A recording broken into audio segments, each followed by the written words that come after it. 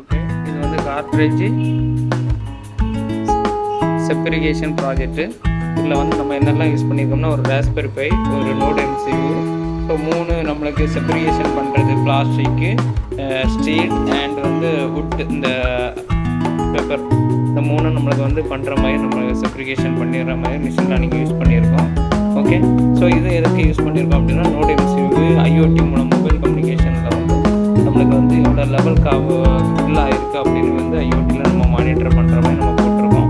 So நான் கோடு run பண்ணியாச்சு, நம்ம கோடை ரன் பண்ணுறோம். இது எல்லாமே மிஷின் லேர்னிங் யூஸ் பண்ணி நம்ம பண்ணிருக்கோம். எல்லா டேட்டா செட்டுமே நம்ம மிஷின் லேர்னிங்கில் கொடுத்து ட்ரெயின் அப் பண்ணியிருக்கோம். ஸோ இப்போ வந்து ஃப்ரேம் ஓப்பன் ஆகுது. ஸோ நான் அட்டை வச்சுருக்கிறேன் ஃபஸ்ட்டு.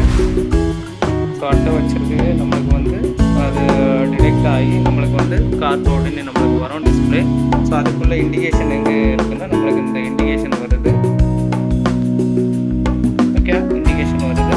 ஸோ கார்பரேட்னா நம்மளுக்கு கார்போர்டுன்னு நம்மளுக்கு வந்துட்டு இருக்கோம். நான் அதை மாற்றி நம்ம வந்து என்னென்னா ஒரு ஸ்டீல் வைக்கிறேன். ஸ்டீல் எந்த ஸ்டீல்னாலும் வச்சுக்கலாம். ஸ்டீல் வைக்கிறேன். ஸோ நான் ஸ்டீல் வச்சுருக்கிறேன். ஸோ மெட்டல் டிடெக்ட் ஆகுது. ஸோ அதுக்கேற்ற மாதிரி நம்மளுக்கு இந்த டஸ்ட்பின்ல இண்டிகேஷன் வருது. நெக்ஸ்ட் வந்து ஸ்டீல் எடுத்து ஸோ பிளாஸ்டிக் வைக்கிறேன். பிளாஸ்டிக் வச்சோன்னா நம்மளுக்கு ஃப்ரேம் ஆகி